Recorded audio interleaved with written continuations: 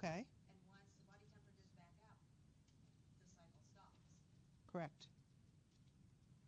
So the stimulus, and that's how this book is written. When we talk about different things in this book, we'll talk about balance, homeostasis, keeping the norm. And two different ways to keep the norm are those homeostatic controls, feedback mechanisms, your body's reaction to something in the environment. So in the book, we see figure 1.5 on page 10, where we talk about temperature. You have to keep a certain body temperature, core body temperature, 98.6 degrees Fahrenheit or 37 degrees Celsius. Yes? Because you are warm-blooded organisms. Just like your house. Your house has a thermostat, right? What's a thermostat for? Yeah, so you dial it in to the temperature of your desire, and it's constantly going to monitor that for you. Okay? So you dial it in at 68 degrees. That's comfortable for you in your house. What happens when it goes below 68 degrees? Something's going to change. The thermostat, who's responsible for monitoring the temperature, sees the temperature goes down. It's going to communicate with something that's going to change that for me, the furnace. The furnace kicks on, blows off heat. It doesn't know how much heat to blow off. It just knows the thermostat told it to turn on, and it's going to blow off heat. Yes? Who's going to tell it when to stop blowing off heat? Same guy when we reach what? That desired set point. So in your body, these mechanisms sort of work just like the thermostat in your house. When levels of different things go lower or higher, something is going to change. Those levels of things going higher or lower, that's called the stimulus. The reaction to the stimulus is relayed by receptors, some sort of monitors of whatever it is that's going to be off. So, who didn't eat breakfast this morning? Remember that conversation we had? So, you have monitors in your body that are monitoring blood glucose levels. And we always want to make sure that you have a certain level of glucose floating around in the circulatory system at all times so that you get the proper delivery of glucose to your cells. So when blood glucose levels go low, something has to happen. Who's going to decide who they discuss or tell? No, look at that diagram. Yeah, in this case, it's going to be the pancreas, but the nervous system is going to tell the pancreas, hey, I need more glucose here. That portion of this feedback mechanism, that's called the control center.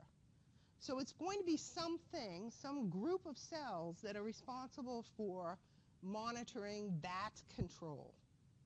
So when we talk about endocrine system, or we talk about blood glucose levels, we're going to talk about some different players in that spot. That player is then going to communicate with someone else to cause an effect. In the case of your thermostat in your house, it's going to kick on the furnace to cause an effect. What's the effect? Heat gets given off. And eventually what's going to happen to that imbalance? It's going to come back to norm. I'm going to tell your pancreas, somebody in the nervous system is going to do that, to give off some hormones that are going to help break down some stored molecules that you have to give off free glucose. What's going to happen to glucose levels? They're going to come back to norm. Once everybody comes back to norm, what happens? We shut the furnace off. No, not positive feedback. We shut the furnace off, right? Because we're done, we're good. Positive feedback's different.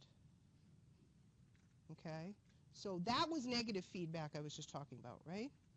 Positive feedback is a little bit different. Now they give you an example here of creating a platelet plug. But what I want you to remember is with a positive feedback mechanism, the actions aren't going to necessarily get everything back to normal. What we have to do is remove the stimulus. So my best example of a positive feedback mechanism for you that might make a little bit more sense is childbirth. So what's the stimulus? Nope. What starts the whole I gotta go into labor process? There's a stimulus. It's the baby in the uterus that's causing stretch, expansion. Now that stimulus is going to be different for every single pregnant woman, but we'll hit a stretch point. At that certain point, it's time. Now, how do I know it's time? That certain stretch point, the stimulus, will signal hormones to be produced. And some of you said them already, oxytocin. Those are going to cause a reaction. What's the reaction? Contraction of the uterine muscles. Now, every single mother who's given birth here wish it happened this way. Once those happen, everything gets back to normal and we're done. Is that how it goes? No. That's going to keep going for long, long, long, sometimes really long periods of time. No, not necessarily. You can be in labor for a long time and not have your water break. Okay, so that's not fixing it. It's not working. Like, what the heck is going on? Something's broken. What stops the whole thing? Once the baby's born. Once we remove the what? The stimulus. So that mechanism, the making the hormone, secreting it out there, causing a change, it doesn't do anything until the stimulus is removed. Well, it does something. It works towards removing the stimulus or fixing, in the case of a platelet plug, getting players to the area that will plug up the hole. But you have to remove the stimulus in order to stop the chain of events. You see the difference? Yes? So read the two over and understand the difference between negative and positive feedback. Also, know all those directional terms. Orientation and directional terms. Table 1.1, page 12. The little man, figure 1.7. Where will you see the little man again? Your first lab exam. Okay, so in this class, anatomy and physiology, most of your testing on the physiology part is going to get done here in lecture. Most of your testing on the anatomy part, that's going to get done in lab. Okay? So I'll ask you questions verbally about these terms, but you won't see the diagrams in this class. You'll see them in lab. Okay? They're already up on CM Connect. Did anybody notice that? Yeah. A hint for those of you who have been here before? When should you start studying those? Already. Yeah. Okay, so start, because there's a lot of them. So start working, if you memorize 5 a day, that's not so bad. If you wait till the night before the exam and you have to memorize 100, that's bad. Yes? So yeah, start looking at it now. Your first lab exam after we finish chapter 3. So your first lecture exam is going to be on the first 3 chapters. The other one you might see again is that cute little lady on page 15. Frontal, median, and transverse planes. And this talks about how we cut things and look at things. Anatomical position, what is that? Facing forward. Palms forward, feet forward. Watch, if I go like this, guess what? No, because these bones, does anybody know who those bones are? The radius and the ulnar are going to cross over each other. So if I make a cut, we're going to see something different. Do you see what I mean? So that's anatomical position. Understand the definition of that. Directional terms, I already said that. You need to know that. Body cavities. That little guy on page 18. There's 2 main body cavities. The one in the front, that's ventral, and the one that runs down the back, that's dorsal. Dorsal's easier, there's only 2 parts. Cranial and the vertebral cavity, okay? As far as the front goes, there's a whole bunch more parts in there, yes? So we slice it in half. The upper part is what? Thoracic. The bottom? Abdominal, pelvic. And then we can break that up into different sections as well. The heart kind of sits in the center. We call it the mediastinum because it's in the middle below the what? Below the sternum. We have lungs on either side, pleural cavities in the thoracic cavity. Abdominal, pelvic, we've got a whole bunch of stuff going on down there. So we separate it into 9 abdominal pelvic regions. So do you have to know those 9 regions? Yep, and you see that little diagram on page 20 in your textbook. You're going to use, you have to memorize it for this.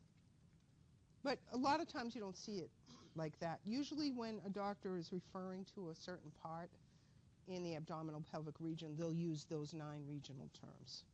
A lot of what you'll see written in the book is in those 4 region terms. Okay? So, we good? You sure you're good? I know I gotta drink water. Keep forgetting to do that. So here comes fun.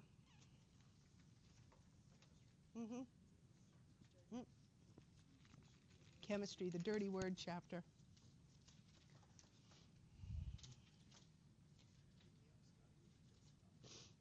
So we'll try not to make this too painful. This is very basic chemistry. Who's afraid of chemistry? See, at least you're honest. No need to be afraid. We will not be afraid of chemistry because in this class we're going to have, it's very basic. Very, very basic. So the stuff in this world we call what? We call it matter. Now there's different states of matter. Now we're only going to talk about how many different states of matter in this class. 3 of them. Okay, there's actually more than that, but we're not going to go there because we're talking basic chemistry. Yes? You're welcome. Solid, liquid, gas. All molecules, unless they are at 0 degrees Kelvin, are in motion. All of them. Even these. Do you believe that? Believe me. Who moves the slowest? Which state of matter? Solid. Solid is the slowest moving. Who's next in line? And then gas moves the fastest. So good. We understand what matter is. One of the things that isn't made of matter, but is very important for us in our universe, is energy. And that energy is going to help drive reactions of metabolism. You're going to hear me say that a bazillion times in this class. But it's going to help move reactions at a faster rate or slower rate, depending on what we have to talk about. There's different types of energy, different forms of energy your book talks about. We have something called potential energy. We talk about that a lot in this class. The potential for something to give off energy. Did you ever make a volcano when you were little? Or help your kids make a volcano? What'd you do? Baking soda and vinegar, right? They were just sitting there minding their own business. And then you brought them together and what happened? Lots of bubbles, big mess, yes? Those are reactions that normally would just kind of sit there by themselves and have the ability to give off energy until they were exposed to different situations where they could then give off their energy. So we're going to talk about molecules that we make that have the potential to give off energy for us. And one of the big popular ones we'll talk about in this class is something called ATP. Anybody know what ATP is? Yeah, adenosine triphosphate. And that's going to be our potential energy molecule. We're going to talk about making that and breaking it apart to use it for energy. Energy to do work. And when we talk about chemistry, it's basically work. We're moving things close enough together so they can react with each other. Different forms of energy also include chemical energy, like our good little reaction that I talked about before. So chemicals coming together can give off energy too.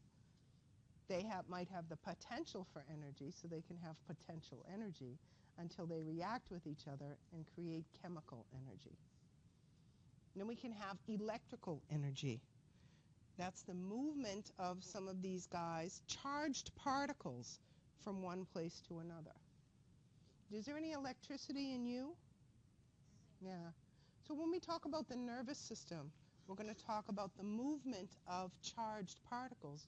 And we're going to talk about what a charged particle is in a minute across membranes. That's electrical energy. And then we have mechanical energy. Rub your hands together.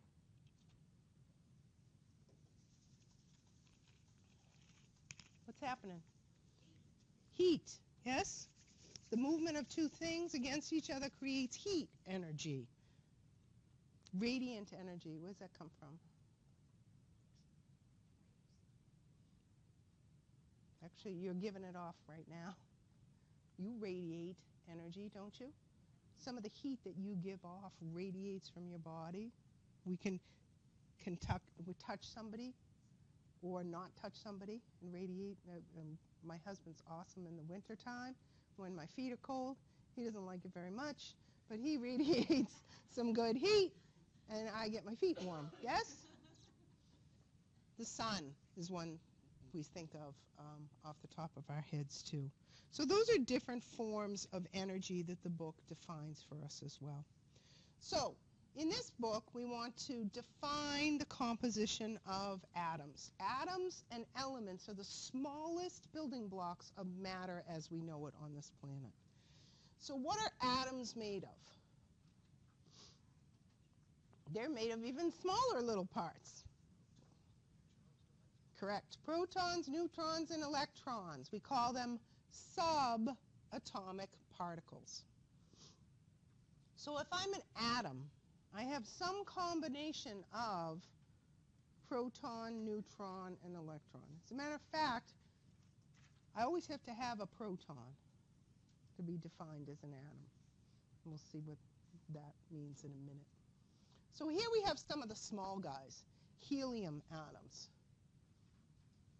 Helium atoms have protons, neutrons, and electrons. Protons have a positive charge, and they tend to be one of the larger subatomic particles. If I put them on an atomic scale, they actually mass one atomic mass unit. Notice I didn't say weight. Why didn't I say weight? It's not that it's too light, but what is weight?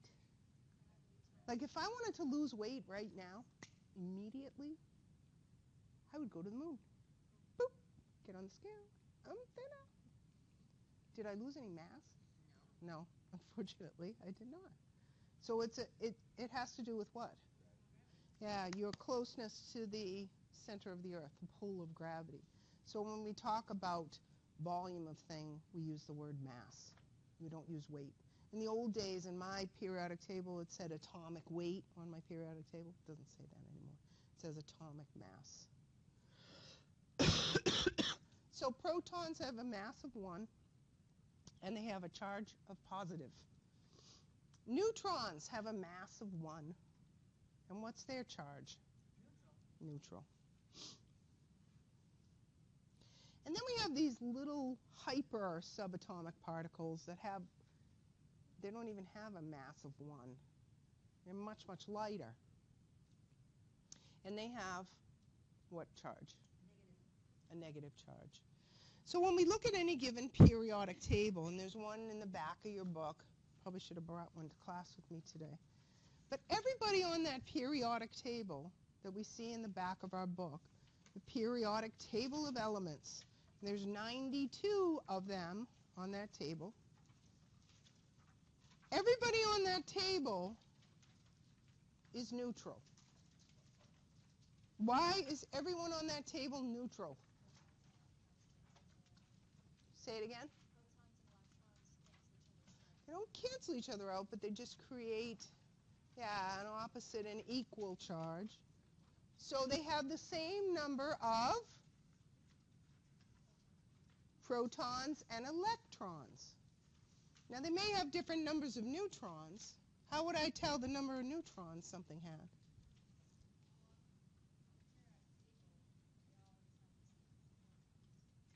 There's two numbers. So when you look at the periodic table, you see the number on top.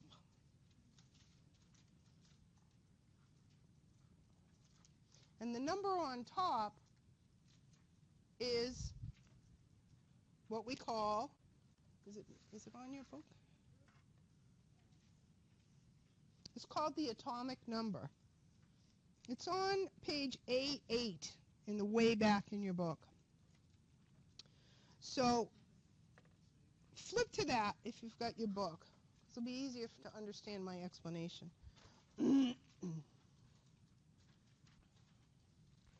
Way in the back, A8. You got it. That number on the top of the symbol, and the symbol is the letter that tells us who I am on the table. So H, we'll go all the way over on the table to the left, and you see H all the way at the top. Who's H? Do you know who H is? Hydrogen.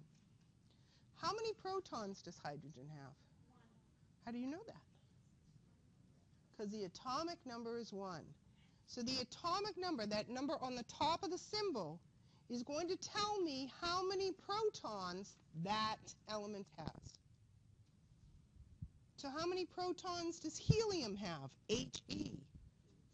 Yeah, if he's all the way over on the opposite end of the chart. So how many protons does lithium have? Li, right underneath H, 3. See, there's some kind of order to this whole thing, right? Now there's a number underneath the symbol. What the heck does that number mean? That's the atomic mass. Now remember, I said there were 2 particles that were heavy enough to give a 1 to. Do you remember who they were? The number of protons and neutrons in any given element is the atomic mass. If there's a point something, that doesn't count. Yes? Because it has to do with electron mass. Okay? So each whole number is 1 atomic mass unit. So if you look on that table again, let's go back to lithium. Lithium lived right underneath hydrogen. What's the atomic mass of lithium? 6.9. How many protons does lithium have? 3. How many neutrons? How did I do that? Or 3 minus 6 is, right? Okay? So do you see how that's written up for you? Atomic mass. Correct. So beryllium has 4 protons and, yep. So we don't necessarily have the same numbers of protons and neutrons. But everybody on this chart, just on this chart, everyone on the chart is neutral, right? So guess what the atomic number also equals? The number of electrons as well. It actually defines the number of protons, but because all of these guys are neutral, it also says how many electrons I have as well. Now that doesn't mean that's how I'm going to exist in nature, but in my neutral form, my elemental form, on that table, just on that table, right there on the table, you getting the point? So if I had a camera right now and I looked at hydrogen in my environment, I would find some of the hydrogens that were in the neutral form, but I would find some that were charged, because they don't necessarily always exist that way in nature. And we'll talk why in a minute, because of the way chemicals react. So we see hydrogen spelled out for us in this little ball formation. We see that hydrogen on the periodic table, what's hydrogen's atomic mass? 1. Hydrogen doesn't have any neutrons? No, it doesn't. Not in its elemental form. There are some hydrogens in nature that have neutrons, but not in its elemental form. Okay? So this is what I draw out for this element based on its components, its subatomic particles. I put the protons and the neutrons in the middle because those are the heaviest guys and they hang out in the center. What do we call that? That's the nucleus of the atom. So hydrogen has 1 proton and 1 electron. Why do I draw the electrons on the outside? Because that's where they live. They fly around the outside of the nucleus. Why don't they fly off?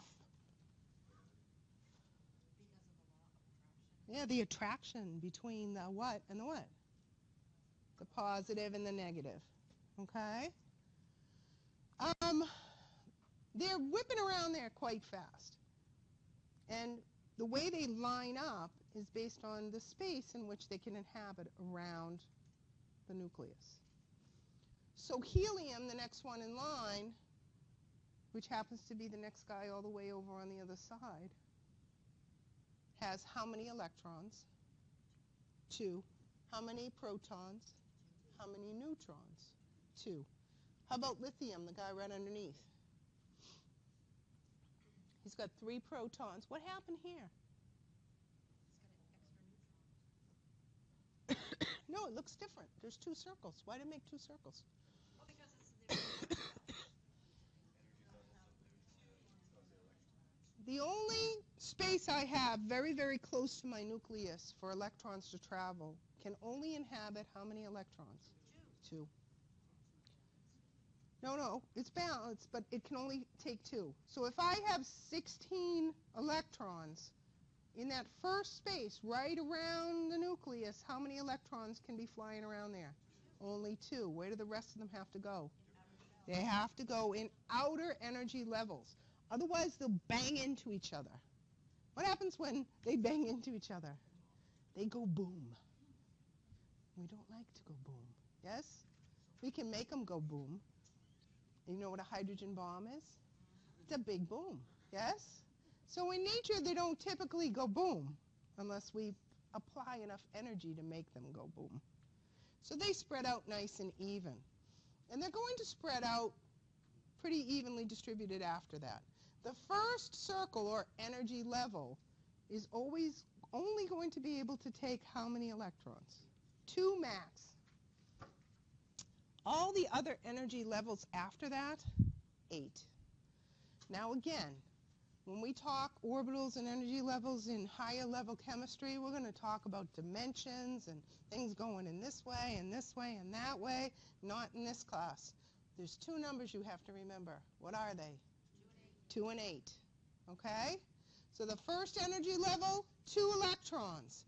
Everybody after that, 8. So what if I have 20 electrons?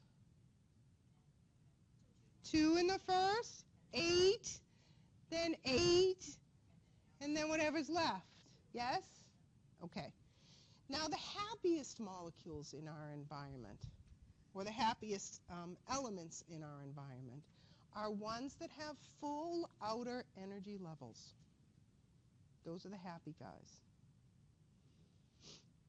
Full outer energy levels. So, where am I? So we talked about atomic number. We talked about mass. Before I get too far, I want to talk about something called an isotope. So in your textbook on page 27, they talk about mass number and isotopes. So isotopes are elements that have different numbers of subatomic particles. But the base definition always is how many protons I have.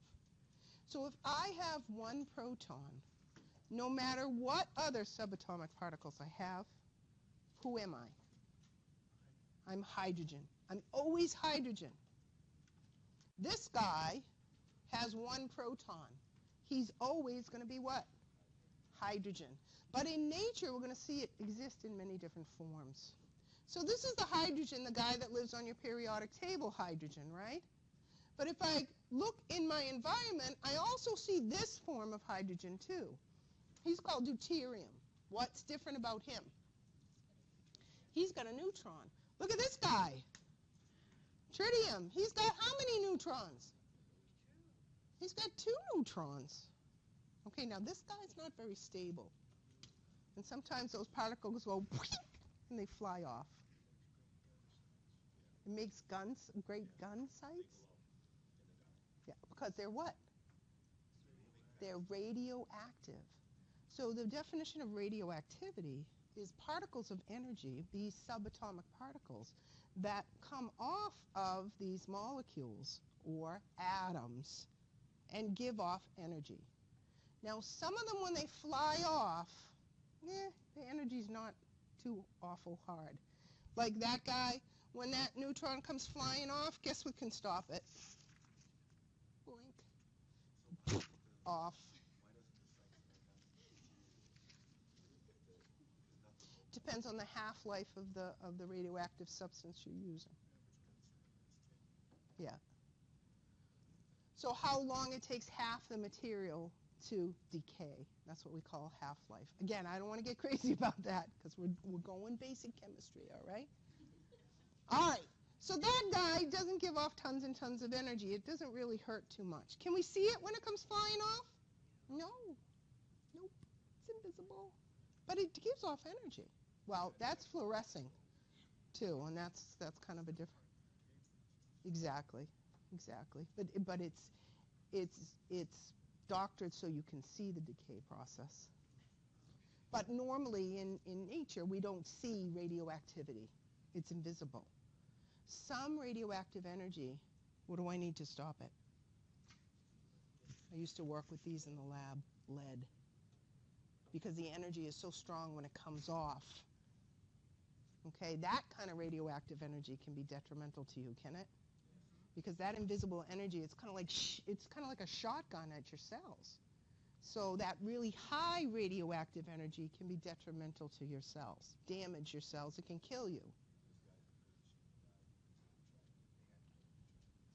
Exactly. So there's different energies that come off from some of these different subatomic particles. These are called isotopes.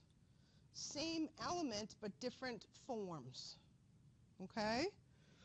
So you should understand what an isotope is. And then they also discuss radioisotopes in the book as well. So has anybody ever had laboratory tests where they make you drink some stuff and go sit in a waiting room and then they come in and take some x-rays of you later? CAT scans can use this too. Anybody ever hear of a PET scan? Positron, emission tomography. So they can actually give you some radioactive substances that they can go later on go find in your body.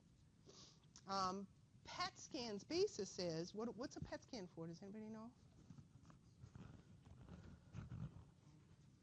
No, it's actually to find tumors and cancerous growths. Yeah. Any group of cells that's growing at a very rapid rate. So what they give you is radioactive glucose. When cells grow at a rapid rate, guess what they need more of than cells that are growing at a normal rate? They need more glucose. So they give you, correct. So they put the substance in your body and they go then check for areas of abnormal high accumulation of this radioactive substance. And they can pick that up on the instrument.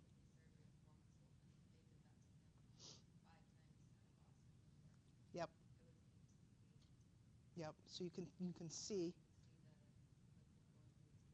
Yep. So you can find those cells, and then target them to hopefully get rid of them. Well, it wasn't neat to do that. But No. When you look, but the technology is amazing. Yeah. You can test some. You can give you radioactive iodine. Test your thyroid. So there's a whole bunch of different tests that can use that principle. The book talks about different compounds, different mixtures, different formulas of all of these different forms of matter. So how does it combine? How does it work? Why do molecules join with other molecules? Well, it has to do with where they live on the periodic table. Remember we talked about that outer shell. What did I say the outer shell had to be in order for me to be happy as an element? It's got to be full. Go back to your periodic table. It's lined up in a very, very specific way. You see at the top, and I'm basically looking at the ones in purple. Don't worry about the ones in yellow, because those are kind of not exceptions to the rule, but higher chemistry. We won't talk about that now. So look at the purple guys. Group 1A, hydrogen. Guess how many outer electrons hydrogen has? 1. Without even knowing, guess how many lithium has? 1. Guess how many sodium has? 1. You getting the point? Everybody in group 1A has 1 outer electron. Do you want me to prove it? Tell me about sodium.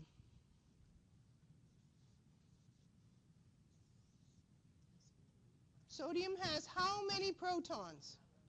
So there's 11 protons. How many neutrons?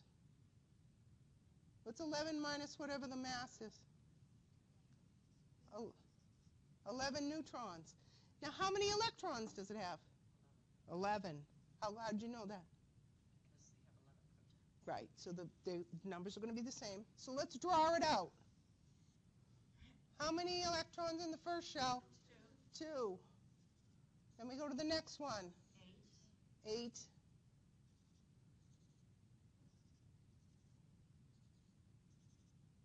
How much do I have left? 1. Yes? You could do it for any of them. They'll all come out the same. In that one column. Now, what does that guy want to be happy? He needs 7 more to be happy. What if I can get rid of 1? Then he's going to be happy. Yes? Chemistry. Okay? That's why it happens. That's why one reacts with another, to make them happy. Sodium loves chlorine. Where does chlorine live? Cl. All the way on the other side. Group what? Group 7. How? Yeah, you see in the pattern? So what does that guy need to be happy? 1 more lousy electron to be a happy sodium chloride. What's that? Salt. So that's chemistry. We basically want to react with other atoms or molecules in our environment to help satisfy that outer electron urge for stability.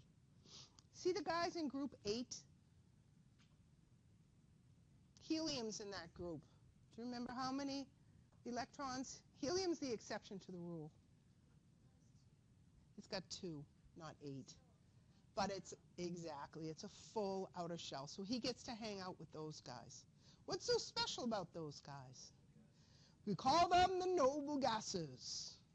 Are they very reactive with anything else? Nope. How come? I'm happy, I'm done, I don't need you. I have a full outer shell. Yes? So they're called the noble gases. And they're not very reactive. They aren't reactive with other things because they don't have to be. correct.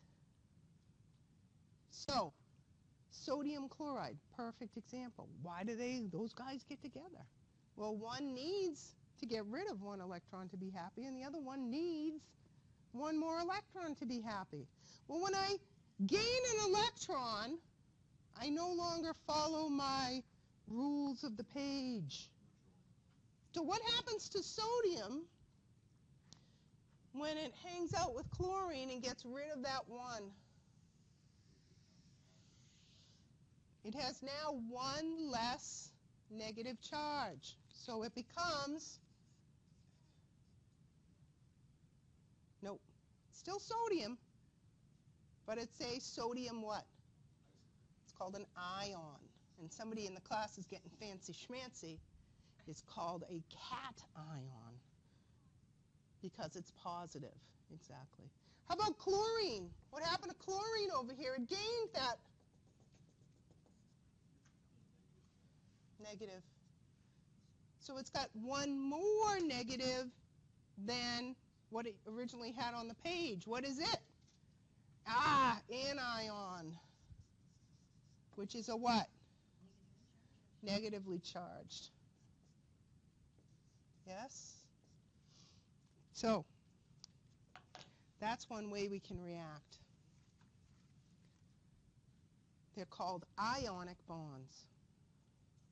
When we talk about things in nature, that's where we're going to see most of our sodium, in ion form, Na+. Anybody work in a hospital? You ever do electrolytes? Draw some electrolytes on that patient. It's not electric lights. What is it? Which I thought it was when I first started working. Electric lights. What? It's sodium, potassium, chlorine, and bicarbonate ions. Those electrolytes have the ability to do what? Carry electricity. And that's what electricity is, the movement of charged particles from one place to another. So those are very important charged particles in the human body, and we'll talk about them many times in this class. That's an ion. So we can form different solutions. They talk about molecules and compounds. These guys coming together, they group together to create molecules. Sodium chloride is a molecule versus it just hanging out by themselves, sodium and chloride. By the way, when chemical reactions happen, it can change the properties of these things a great deal. Do you know what sodium in its pure form looks like? It's a metal. And guess what happens when I get it wet? It explodes. And you know what chlorine looks like in its... No, it's a gas. It's a poisonous gas. Yeah, it can kill you. And you put it all over your food? Exploding metal and poisonous gas? What happened to sodium chloride when the reaction happened? Totally different property. It turns into something called a salt. Yes? It's stable now, right? It can't kill you or explode. Well, it probably could kill you if you eat too much of it, right? So, see the difference? So chemical reactions can create very different things on the outcome. And we have examples of different things happening chemistry-wise. And usually when we talk about chemistry, especially the physiology of humans, we're talking about chemistry that happens in some sort of fluid. And what is the awesome fluid in which chemistry is going to happen most in your bodies? Water. So, a solution is where things kind of spread in the water evenly and distribute evenly through the water based on water's properties. Things. Well, let's not call them things. We have to get scientific. So if we're talking about things dissolved in water, water and the things are going to have their own separate name. The water is going to be called a what? Solvent. And the thing I'm dissolving in the water is going to be called a solute. So when I have a solution, I have solutes that are evenly distributed throughout the solution. So if I take some of that salt, sodium chloride, right, and I take a beaker of water, and I put some sodium chloride in there, and I mix it up all nice, can you see it anymore? No, because what does it do? It dissociates, that's the fancy chemistry name for dissolve, dissociates evenly and distributes itself throughout the container evenly. Because remember the molecules I talked about that were in motion all the time? They like to have their own space. So when they're distributed through a solution, they evenly distribute themselves through that solution. Always still in motion. This is an example of a colloid. Particles are larger and don't scatter light, don't settle out, but kind of hang out. Jello is a good example of a colloid. And then we can also have things that are kind of heavy that if I mix them up, they distribute themselves evenly, but if I leave them alone, what's going to happen to them? They're going to settle out. That's called a suspension. When we talk about blood, anybody ever get blood taken at the hospital? All right, they take a tube out, it's nice and red. Guess what happens to it when you don't watch it? Put it in a rack, walk away. It changes. What happens? No. All the heavy parts are going to sink to the bottom of the tube.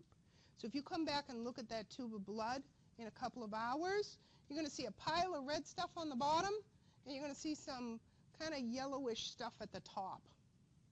That's called blood plasma. And all the red stuff that fell at the bottom, guess what that is? Red cells. And some white cells and some platelets. If I put it in a spinning machine, I'm going to separate it based on the weight of those things, and I'm going to actually get 3 separate lines. I'm going to get the red stuff on the bottom. Those white cells and platelets are actually a little bit lighter. They're going to hang out in the middle, and then the plasma is going to hang out at the top. So that's a suspension. All right. So we have mixtures, solutions. Concentrations of solutions are going to determine how fast things happen within the solution. So I'll give you an example. Remember the sodium and the chloride we just talked about? They love each other, right? They want to be together. But what if I have one sodium over there and one chlorine over here? Will they ever get together? Why? Because here's what's going to happen. And remember, I'm a molecule, so I'm not this big.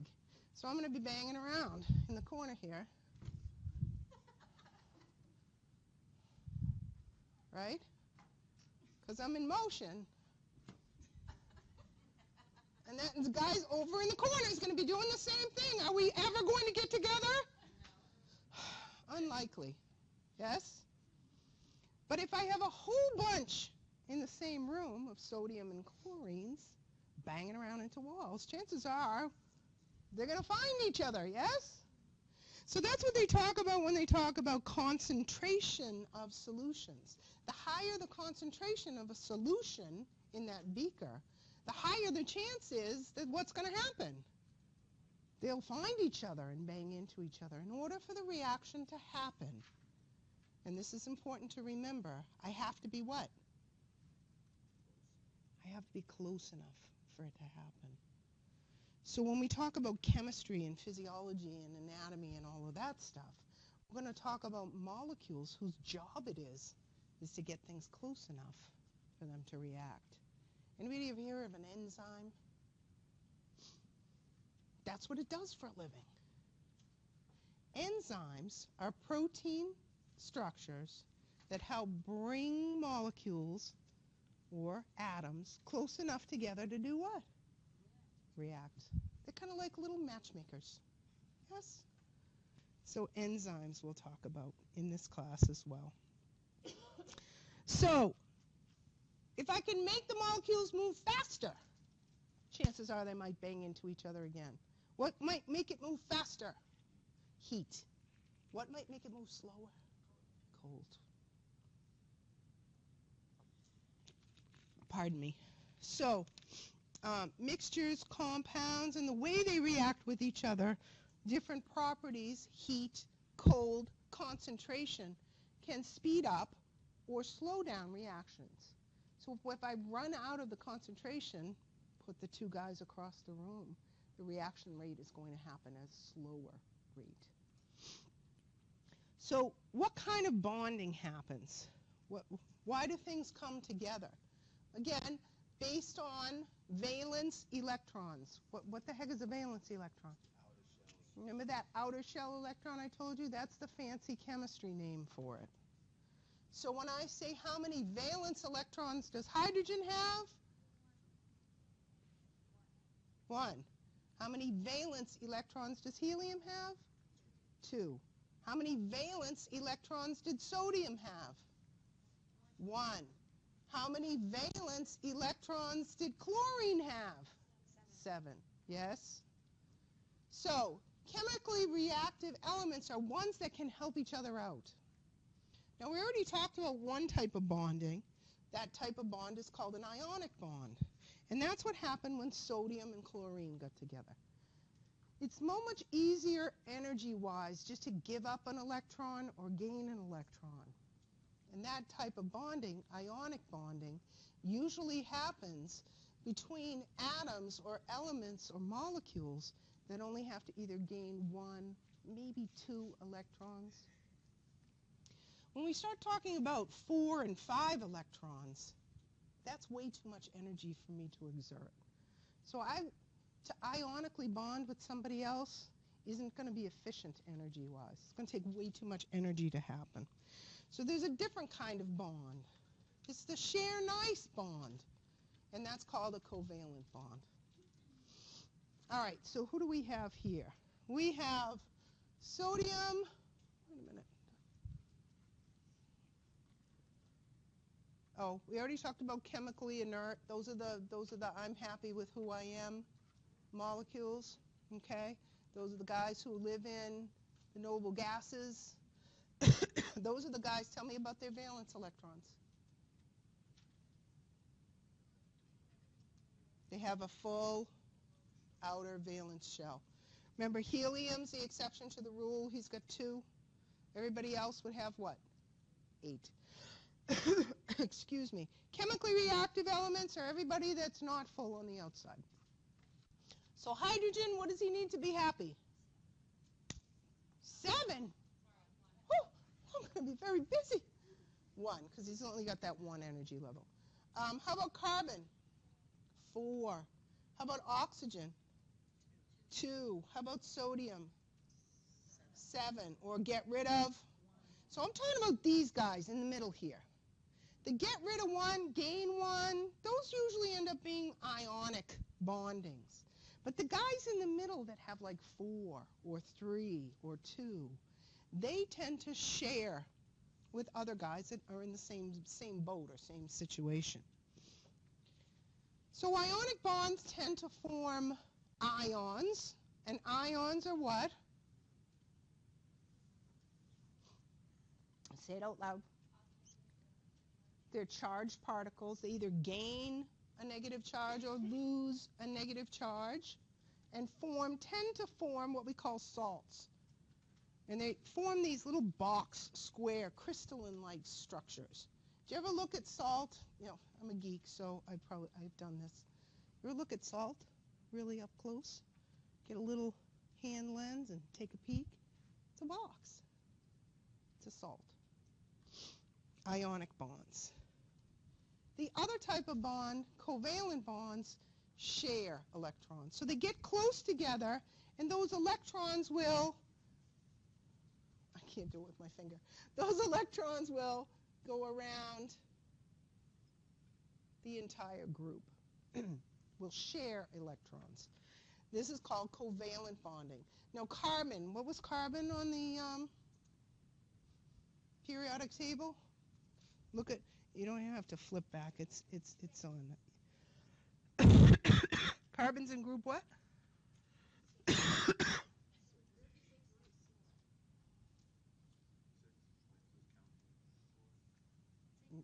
It's in group 4. Thank you. What's that mean? It has 4 valence electrons. Carbon has 6 electrons, but it's not in group 6. How come? No, it's not 6 valence electrons, because remember I got the 2 in the middle. No,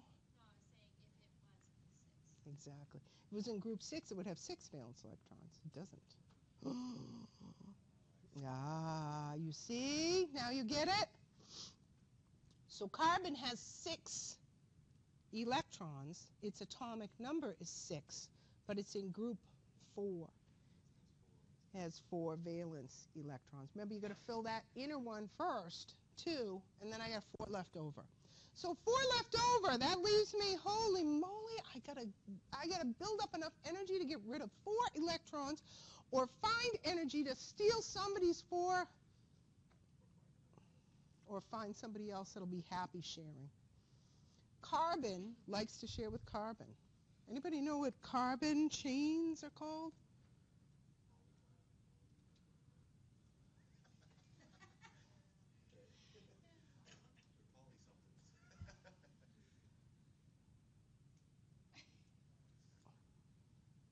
No. Those big. But they are this, organic molecules. Carbon chains of carbon.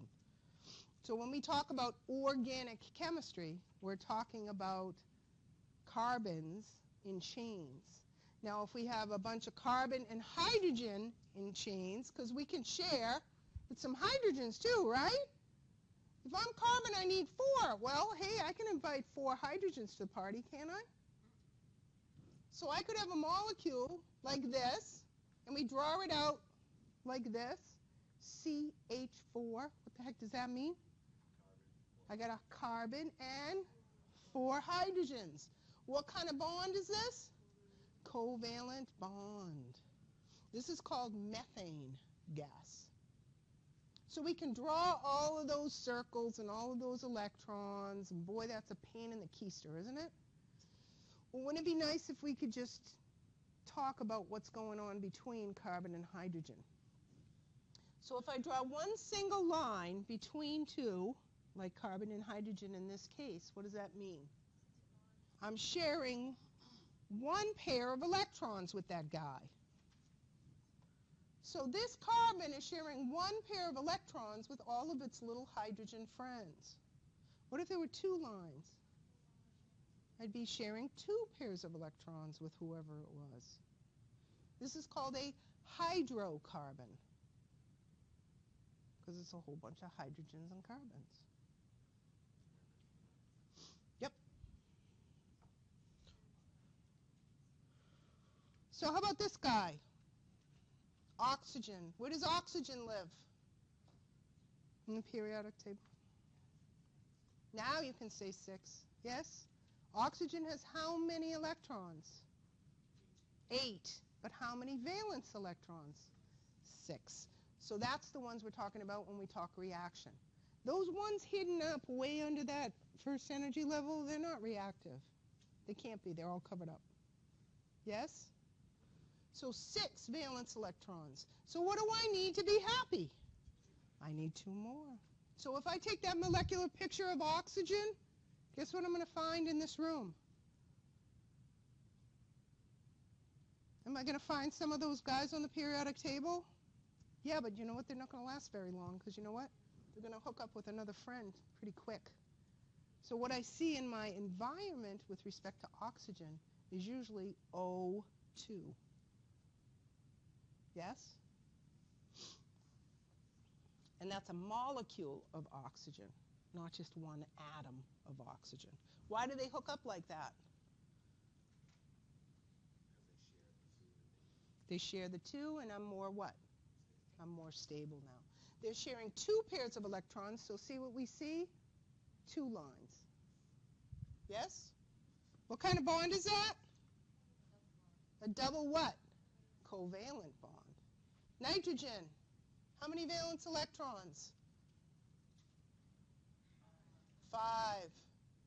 How many electrons? 7. How many valence? 5. What do I need to be happy? 3.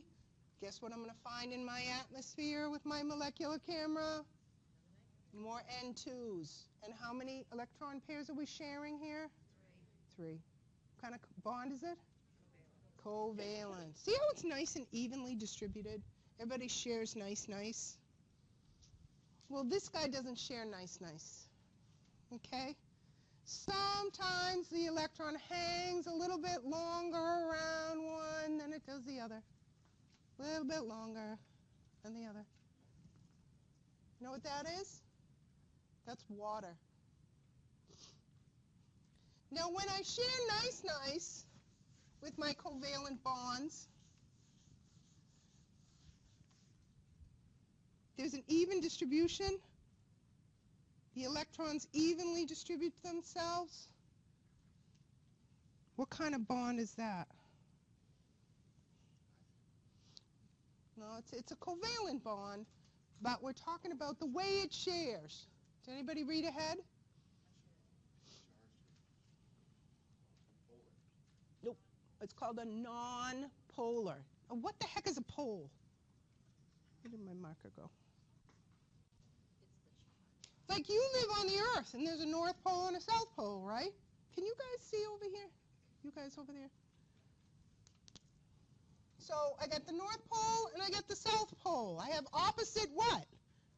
Opposite sides of my Earth, right? Water is a polar covalent molecule.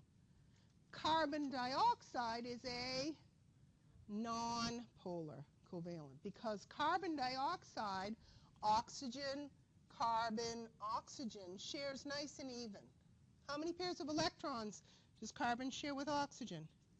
2. Very good. But they share nice and even, and see what the shape of the molecule looks like? When we talk about water, well, oxygen tends to be a little bit greedy. And that kind of looks like Mickey Mouse, upside down Mickey Mouse, right? It's still a neutral molecule. But if I watch the electrons and the way they move around this molecule, they tend to hang around the oxygen just a little bit longer than they do the hydrogen. See what I'm doing?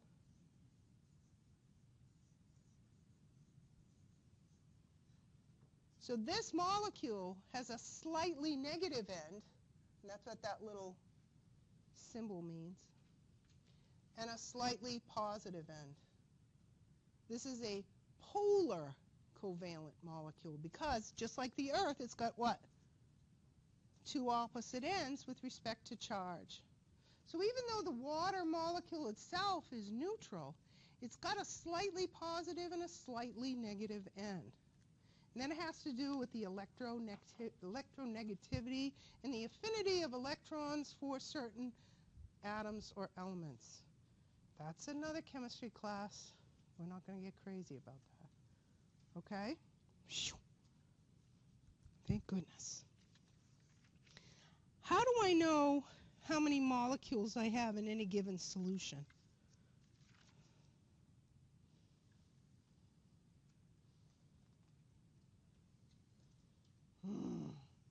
And I just want to mention this real quick because it'll give some of you hives, but don't worry about it. Have you ever heard of molarity? Okay. In 1 mole of a substance, there is 6.02 times 10 to the 23. Yeah, Avogadro's number. Yes? Why does she bring these things up? I thought she said basic chemistry. She's giving me hives. When I'm in the lab and I want to make solutions, and I want to have an idea of how many molecules I have in my solution, I use that number, Avogadro's number, to make up different concentrations. So if I want a very concentrated solution, I want to know that there's a lot of those. Say I want to make sodium chloride solution. How do I know how much sodium chloride to put in my solution so I have 6.02 times 10 to the 23rd sodium chlorides in there? Any idea? That's when I'll use my the atomic mass number. Okay?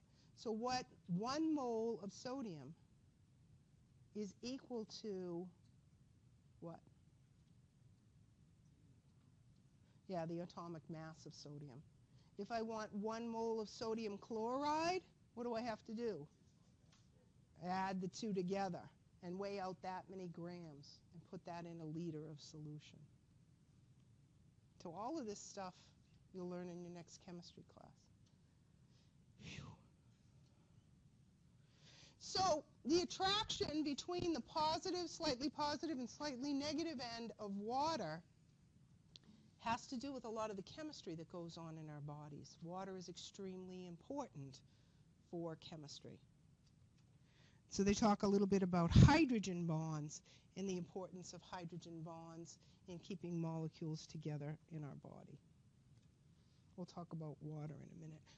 No, actually, let me finish with water before I go on to chemical reactivity.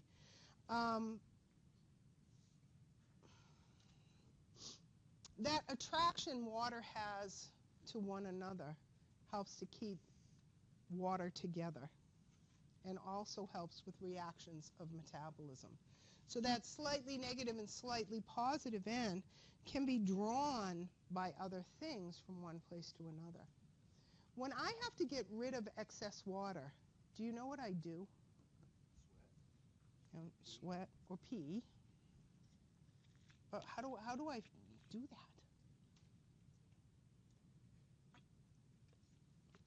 As I take a drink of water.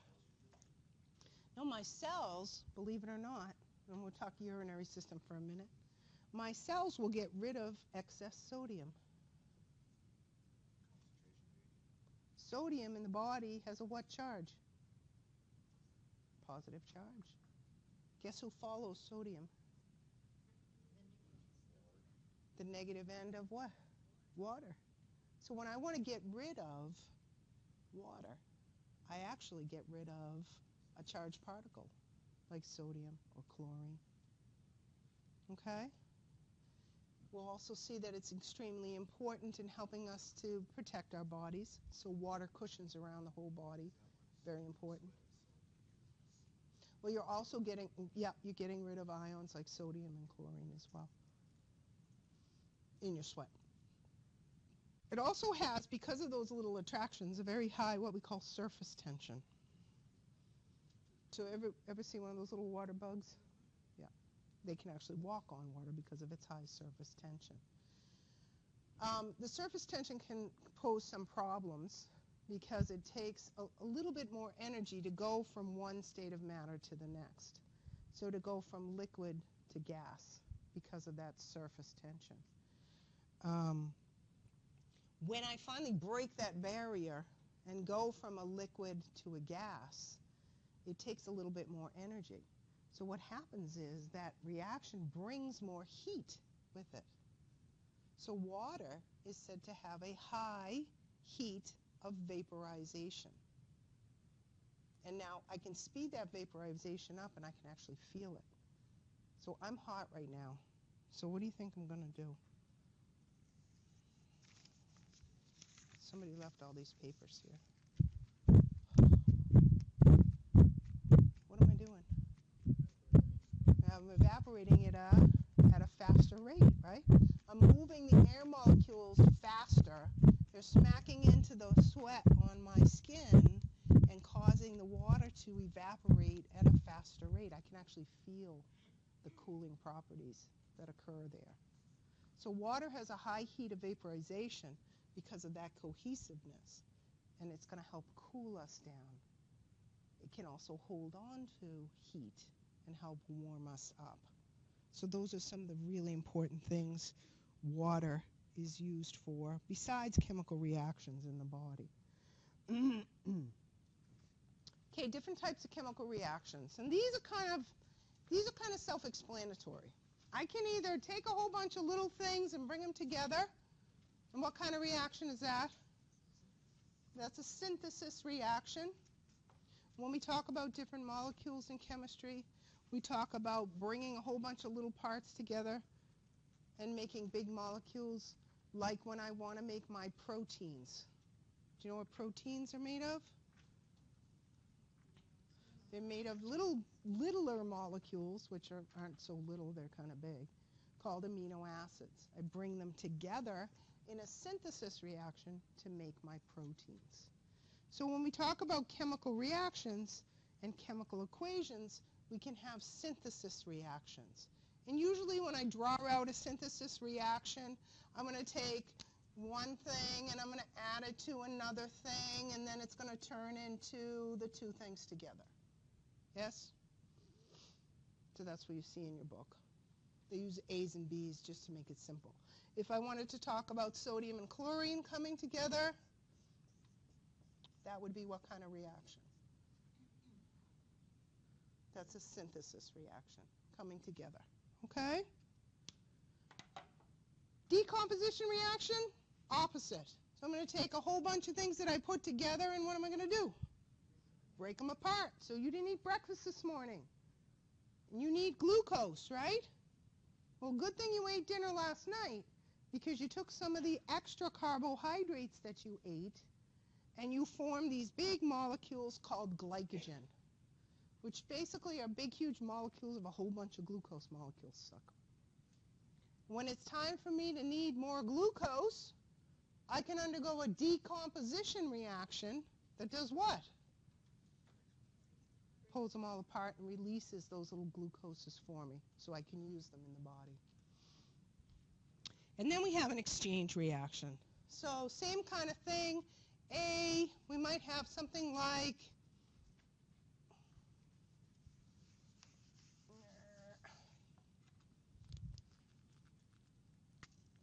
AB plus CD, and then what are we going to do? AC plus BD. Okay? So we kind of switch parts with other molecules. In this case here, they show us that wonderful energy molecule that we mentioned earlier in the class, ATP, and glucose. Glucose is extremely important for me to use to make energy. In order for me to get energy, basically make ATP from glucose, I have to change it molecularly. And I have to go through a big, huge series of chemical reactions called cellular respiration. We won't scare you with that this semester. That's second semester. Okay? But in order to start manipulating the molecule, I have to undergo an exchange reaction to hold glucose in the cell. I have to actually make it just a little bit bigger so it doesn't bounce out of the cell. So ATP is going to give up one of its phosphates and tack it on to glucose and make something called glucose 6-phosphate. And that's going to be the beginning molecule I use for cellular respiration. So we switched parts in an exchange reaction. Okay? Everybody with me? So exchange reaction, synthesis reaction, decomposition reaction, just a basic definition of those different types. Some popular reactions they discuss in the book are hydrolysis reactions. Hydrolysis. Let's break down the word. Hydrolysis. Hydro, what's that make you think of? Water. Lyse? Break apart. What's a hydrolysis reaction? No, or water is used to do what? Break things apart. Opposite. Dehydration synthesis reaction. Take two separate things, suck water out, and bring them together. You see the difference? We can give electrons and gain electrons. And they talk about reactions called oxidation and reduction reactions. And we're going to talk about this again second semester, but we're going to introduce the concept to you here in chemistry. What's an oxidation reaction? You know, you give or donate electrons to somebody. What's a reduction reaction? And this is kind of opposite of what we think it would be. You gain electrons. When we talk about that same crazy reaction of cellular respiration, we're going to talk about a portion of it called the oxidative phosphorylation or electron transport chain. And it's a series of redox reactions or oxidation and reduction reactions. So during oxidation, I'm going to give up an electron, and during reduction, I'm going to gain electron. They work hand in hand, redox reactions, exactly. And redox reactions are how we're going to produce tons and tons and tons of ATP. Okay? So if you look on page 37, you see that big long reaction there. Glucose plus oxygen gives us carbon dioxide, water, and cellular energy. That's the basis of the reaction of cellular respiration. I'm going to take glucose. I'm going to break it down with the help of oxygen. I'm going to make a whole bunch of ATPs. And what are my waste products going to be? Water and carbon dioxide. Now the water, I'm actually going to use for other things. What am I going to do with the carbon dioxide? Yes? Okay. So they talk about energy flow through reactions. Some reactions can go back and forth. We call this an equilibrium. So not all reactions start and finish. They can go back and forth. Yep, just like the formation of ATP or salt dissolved in water. Sometimes I can put things in water and it can actually break up water into hydrogen ions and hydroxide ions. So remember water, does anybody know what the chemical formula of water is? It's H2O. Well, what happens if I add something to the water that kind of breaks it up temporarily? So H2O can go to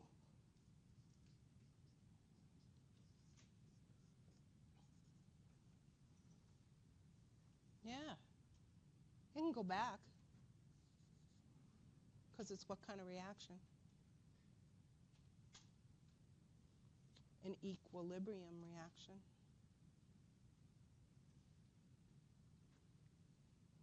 And sometimes the concentration of hydrogen ions in solution becomes greater than the concentration of the other ion, those little hydroxide ions in solution. And we're going to pick up with that concept when we talk about biochemistry, page 38. So what I want you to do, did you take your quiz already? No, because I haven't put it up yet. How do you take your quiz? They're like, oh my God! So here's what I'm going to do when I leave you today. I'm going to go back to my office. I'm going to produce this video. I'm going to put the video up online. I put a couple of old ones up there, so it's kind of repeat material, but sometimes it's nice to listen to your own class. So I'll put the video up online for you. Then I'm also going to open your quiz. Where are you going to go take your quiz? You go to CM Connect, go into the course, push on coursework.